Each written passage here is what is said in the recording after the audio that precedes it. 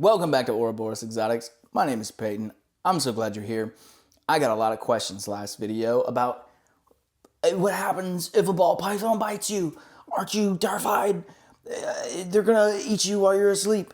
Yeah, probably. So there's really only two reasons a ball python would bite you. One, it's scared. Okay, sometimes they have this defensive reaction where they say, ah, ah, ah, because they want you to get away from them, right? They want to be big. They'll really inflate themselves, and you'll even hear them exhale sometimes. They sound like they're really angry, but they're really just trying to scare you off. They puff themselves up, and they really want to just get you out of their face.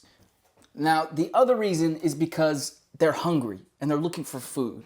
Let me show you what a hungry snake looks like. Don't forget to like and subscribe.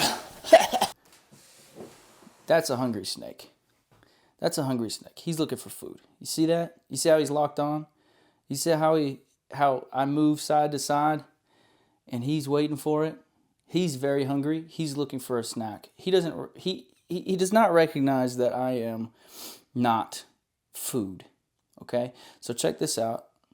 Now, there's two ways you can do this. One, you can just be like, yeah, actually, no, forget about it. It's not time to eat, right?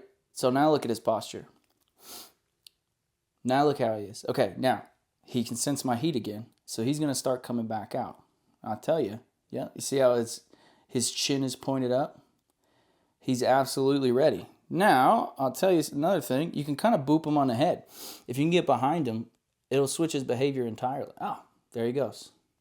Didn't even have to. You see how he relaxed? So that's a relaxed ball python right there. Oh, that's a scared ball python. See how he's big and tough right now and his little ball everywhere I touch. You see his little thing? Now, I'll tell you though, I could probably pick him up and be just fine. Now, this guy actually, he is responsible for the only time that I've ever been bitten. But you see, I mean, he's relaxed. He's fine. He's just chilling. Now, I don't like handling him because he did bite me, and he is still very spastic.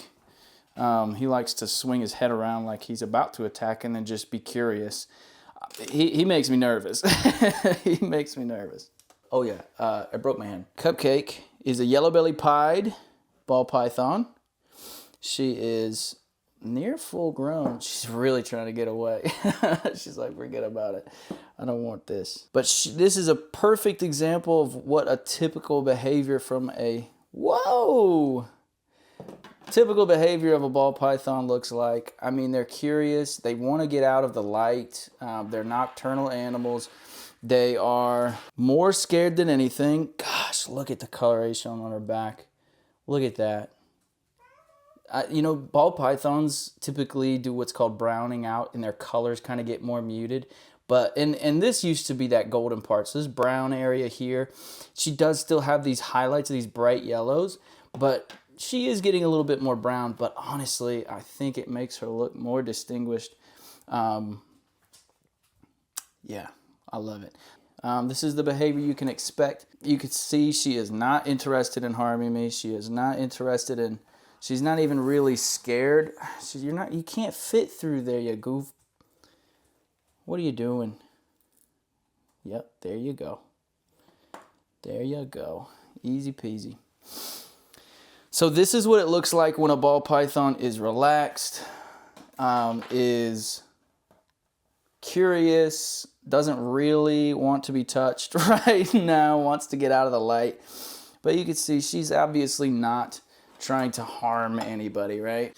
Now, if you look closely, well, she's not going to cooperate. Take a look at the side of her face. Okay, or come over this way. Take a look at the side of her face. You see that by her eyes? These little things here? They're like little dimples. Oops. They're like little dimples right by their nose. Those are heat pits. And what happens is, that's how they detect their prey a lot of times. But they can even see the blood pulsing through the bodies of the animals that they want to eat. They will sense the blood in a thumb and say, that's got to be it. They'll grab onto you and they'll wrap you up. So ball pythons constrict their prey. So when they latch on because they think you're food, they're actually going to squeeze and hopefully try to pop your fingers off of your body. If you have a whiff of rodent, if you will, you'll probably get bit more likely, especially if there's a routine involved with feeding where the only time you open their bins is to feed them. Yeah, ask me how I know, okay? Ball python have teeth made out of dentin and enamel just like you and I do. It's attached to their skulls, okay? They have teeth, they will bite. And if they're biting you for real, they're trying to kill you for real, okay? Does it hurt? Well, the answer is, yeah, it hurts. It's not easy. It's not a pleasant experience by any means. It will draw blood, and they will try to squeeze the life out of whatever they're biting. That's to be expected. Is it probable that it's gonna happen? Not really. Is it really that dangerous?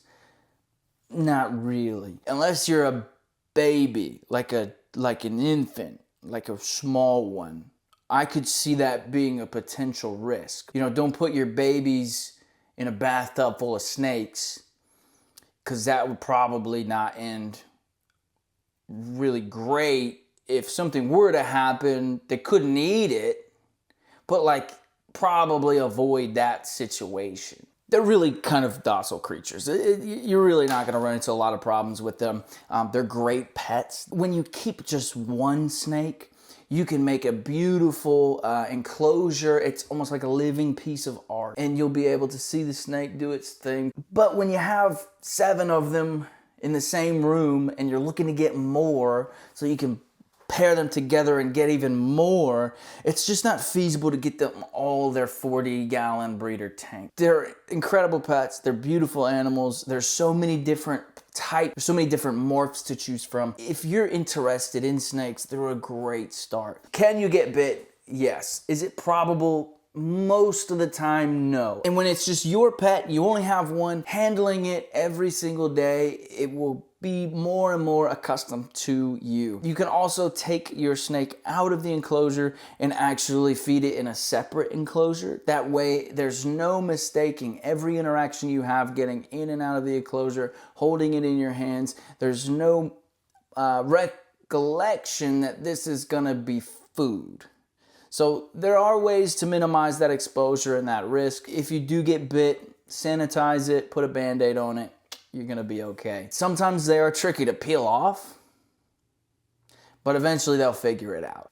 Man, I really hope I can edit this together to make it make sense. This is a disaster, holy moly. So if I've done my job right, then we've talked about reasons why a snake might bite you. The fact that it doesn't really hurt that bad. It's a pretty minor incident.